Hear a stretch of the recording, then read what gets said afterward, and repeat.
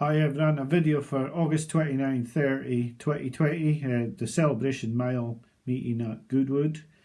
Two horses of interest at that meeting, a quick chat about the Celebration Mile, and then we have to go back after that and look at the poor run of our bet last week and the disappointing runs of the selections last week as well. But we'll go through the two horses of interest now. They're not really selections. The first one because the price is too poor, really. And the second one because I don't know he's definitely fully fit and revved up and ready to go. So the two horses of interest this weekend for me are in consecutive races at Goodwood. In the 150, I'm really excited to watch Pomelo. She had a fabulous debut at Newbury. I thought she was a really good horse going forward, and I think she could be a Guineas horse for next season. To be a Guineas horse for next season, she's going to need to beat Happy Romance tomorrow, and Happy Romance is a good horse. It'll be no gimme, but if she's going to be up to that sort of level, she's going to have to be able to win this, even on soft ground. I was so impressed with her first performance, and I think she is up to winning this, and she's one I'm really excited to watch tomorrow. I think she could be very good. At 2-1, she's not really a betting proposition so much as a watching brief. But I think she could be a Guineas horse for next season. So she's definitely one of interest in that 150 at Goodwood. In the 225 at Goodwood, a horse was brought to my attention last year called Milltown Star of Mick Shannon's. And it was for a sales race in Ireland. Now, he didn't get placed in that, but he rocketed home for sixth. And in his next two runs, he was second in a good handicap and then won in France on soft and heavy ground in the last two runs. And I thought he was a horse that could be a good horse for this season as a 3-year-old.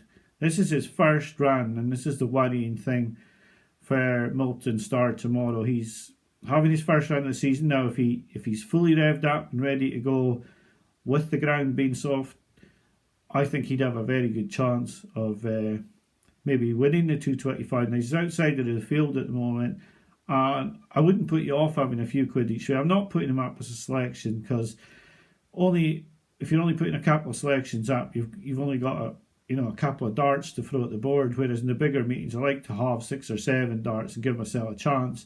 But he's definitely a horse of extreme interest. He's entered in the Cambridgeshire. I think he's going to go for this tomorrow. It's the 20 grand race, and if he is fully revved up, I can see him running a really good race at 10-1. So he's the second of the horses of interest. The Celebration Mile tomorrow and the March Stakes. The March Stakes cut up so badly that there's only 4 runners, and the prices are just horrendous. I mean, you can say you fancy Subjectivist, but at 7-4, is it worth betting in a 4-horse race against 3 other good rivals? Not really. And it's pretty similar in the Celebration Mile. There's a lot of horses in there that want faster ground and aren't going to get it. And it makes it very, very difficult to make a selection because Century Dream is the only horse who's proven on soft ground in the field.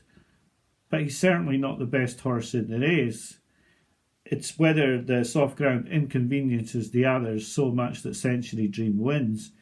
And I can see the favourite possibly being pulled out, and then you've got a huge Rule 4. So it's just a no bet and no selection race. It's a race to watch.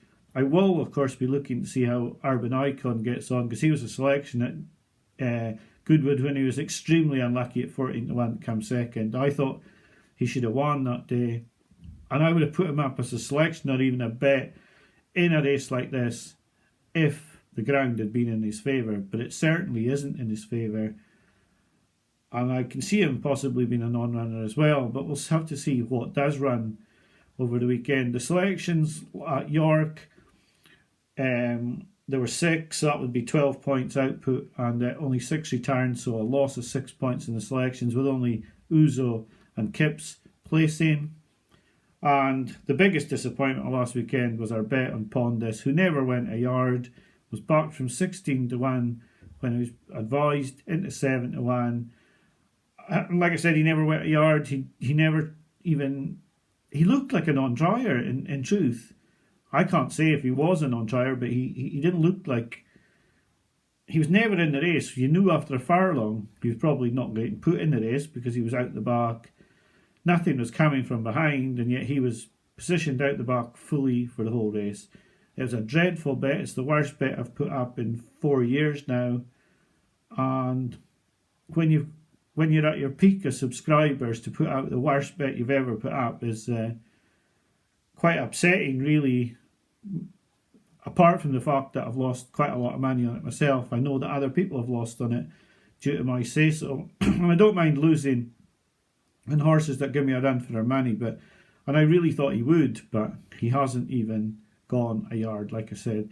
So extremely disappointing. The first bet that we put up for the season runs in 2 weeks' time. That's Santiago for the St. Leger. He's 5-2. He was put up at 8-1, and hopefully he can put right the wrong of last Saturday. I certainly hope he's going to give us a run for our money. And even though challengers are appearing in Pile Driver and Hickham, I still think he has got a favourite's chance. Although I would say, if you wanted to get out at 3.5, lay off your stake, I wouldn't be adverse to doing that. But at the same time, I do think he has got a favourite's chance, and he'll go to the Leger extremely well fancied, I think, and hopefully he can win and, like I say, put right what happened last week. Anyway, thanks for watching the video today. I won't keep you any longer. The two horses of interest over the weekend, Pomelo in the 150 and Milton Star in the 225, both at Goodwood on Saturday. Thanks for watching and have a great weekend. Bye for now.